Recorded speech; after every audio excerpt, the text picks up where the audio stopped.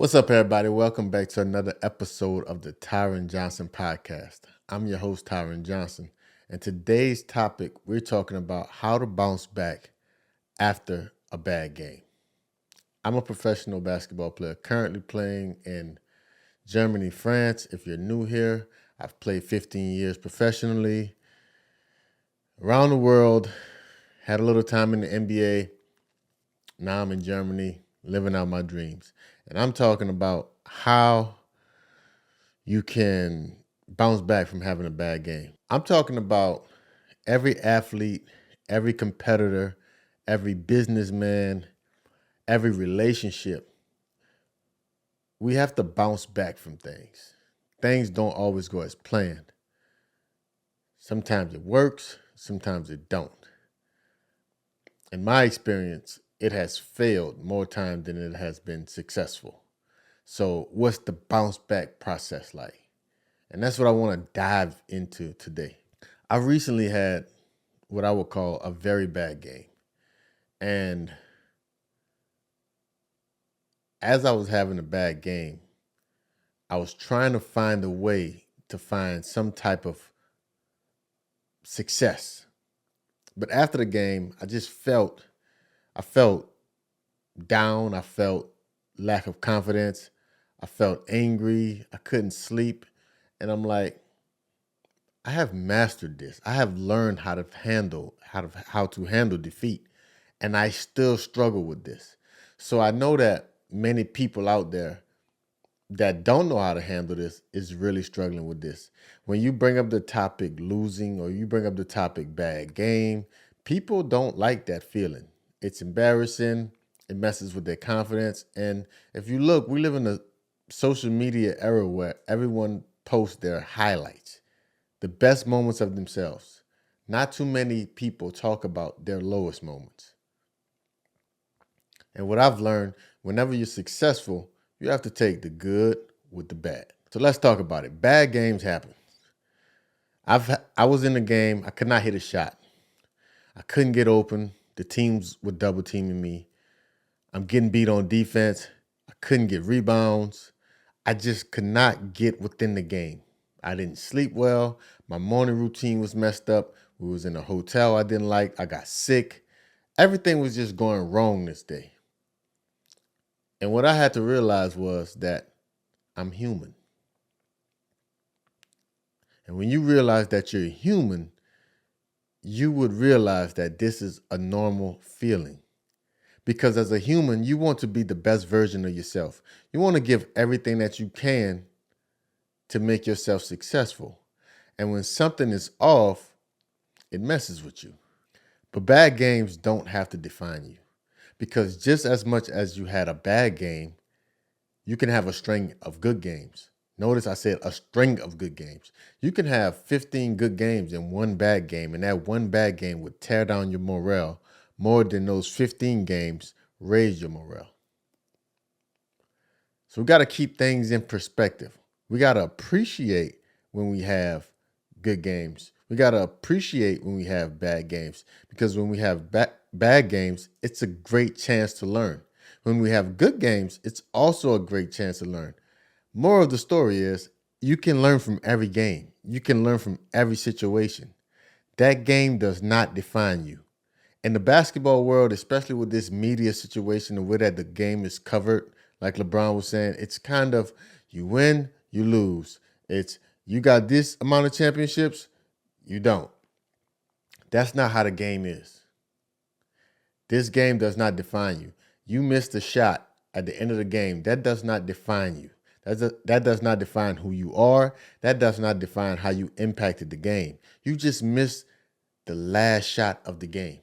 When they make comparisons, they say Jordan got 6 rings, LeBron got 4 or 5. That's the dumbest shit I've ever heard. Jordan don't have 6 rings.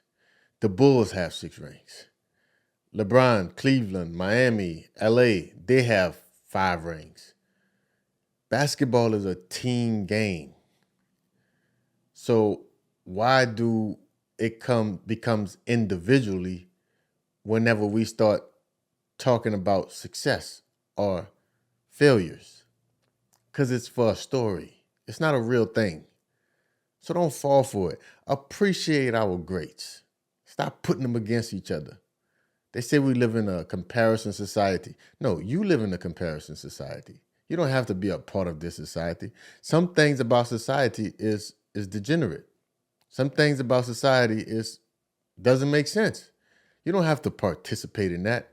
These people are great. These are our greats. These are our legends. Why do we have to pin them against each other? You can't say one was better than the other. All you can do is look at the attributes. And the athlete that is younger is always going to have better attributes because the athlete that is younger took attributes from the athlete that was older and made them better. You got better training, you got better technology, you got better information, you can study the game differently. It's nothing to compare. You cannot compare errors. And so what happened is guys that's on a lower totem, that's in my field, these guys continue to participate in this bullshit narrative and would kill their confidence because they're living to an expectation that does not make sense. If you make it across the world playing basketball as a professional, you're doing damn good in life. These bad times, these bad moments do not define you. You got cut. That does not mean that you're not good enough to play in France. That does not mean that you're not good enough to play in Turkey, Spain, China, the NBA, the G League. It doesn't matter.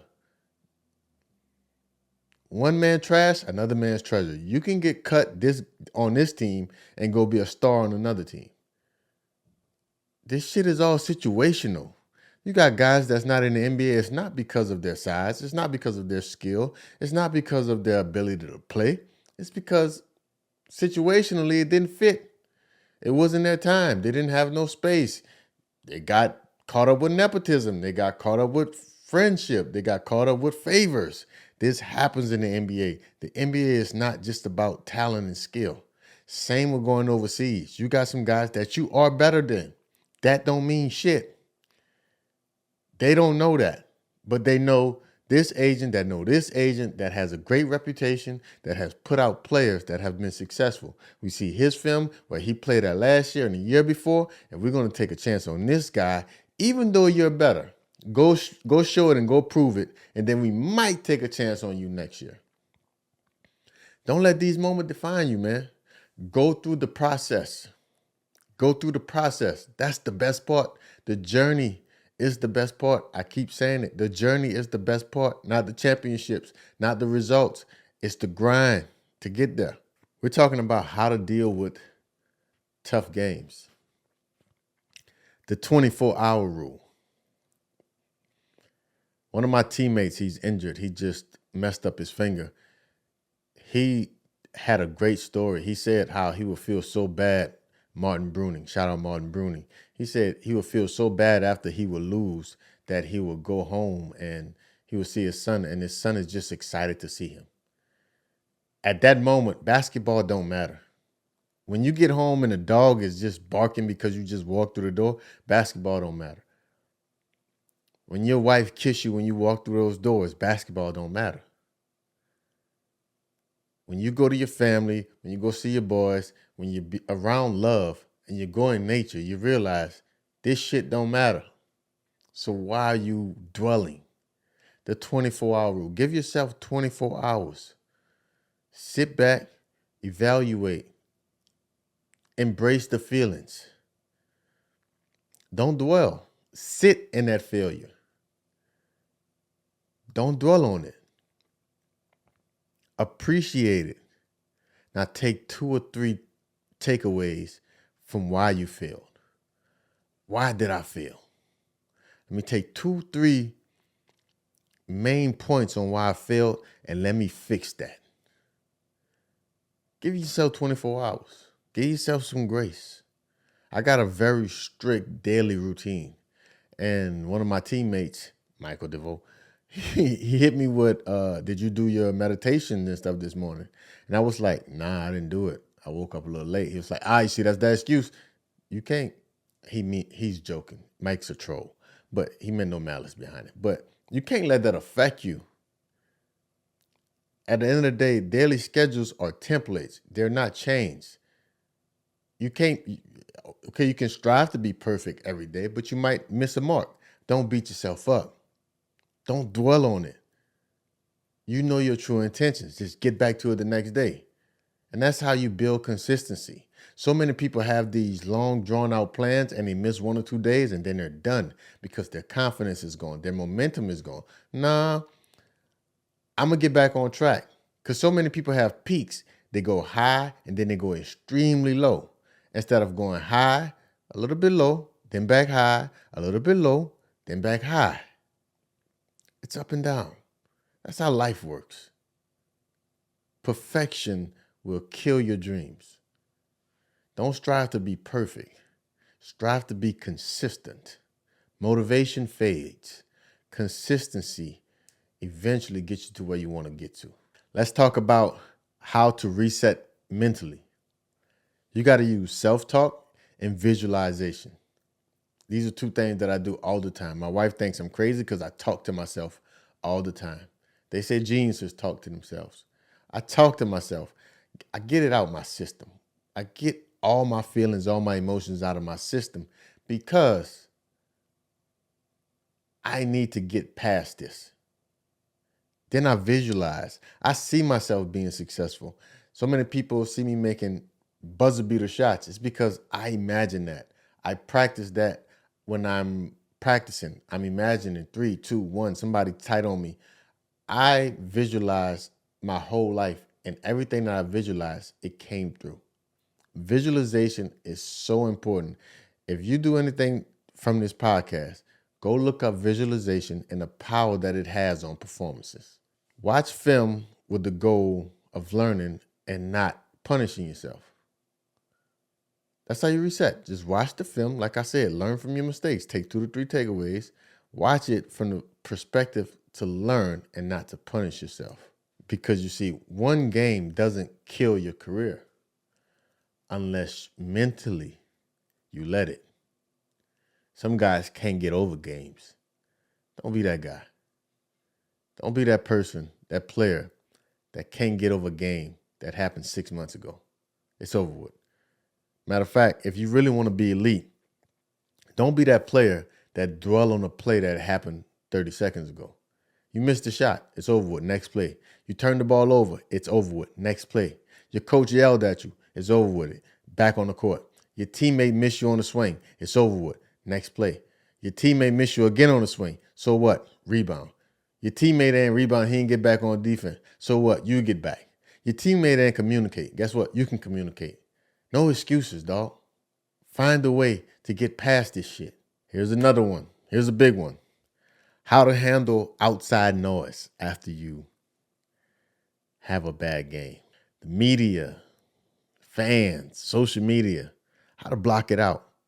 Your friends are calling you and talking to you, and they call it keeping it real, and they're telling you how bad you played. That's cool. Can you handle that? What type of person you are? Can you handle your friends being brutally honest with you? Do you want to hear this at this moment? If so, take it. If not, avoid them. Stop talking to them. They say you acting funny? Yes, I'm acting funny because the way that you critique me affects my play. My brother, Sausage Brown, I'm calling out names today. He would make jokes about like my free throw shooting. And I was at the free throw line and that truly affected me. I would call him before the games because when I'm playing overseas, I wanted to feel a part of my family was still with me. So I would call him before the games and not knowing his critique was affecting me. And he was joking, taking it as a game. And this whole time it affected my play. So now I got a rule. I don't talk to none of my family members before I play. I don't talk to none of my family members about sports, about especially my game. It's just because they're uneducated on what's going on for the most part. I understand basketball at a level that they don't understand. So I'm not even communicating with them about sports. We talk about different things. So know what you can handle because the fans, the media, social media, your friends and family, they can affect you. What I've always learned is people have asked me, how do I handle with an aggressive crowd?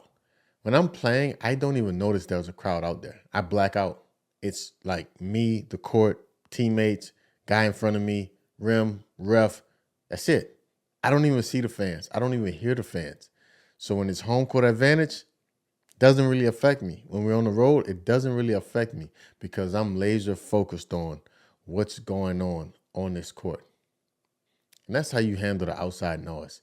Focus on what you do on the court and not what's going on off the court, because people are going to talk. That's just what they're going to do. It didn't start with you and it won't end with you. So don't let it, well, it can affect you. I won't say don't let it affect you, but don't be surprised that it happens. So what's next? Build confidence for your next game. Get back in the lab. When I'm missing shots, I just got to see it go through the net. I'm going to go ahead and shoot as many shots as I can until I start seeing that it's going back through the net at a consistency that I agree with. Start challenging myself.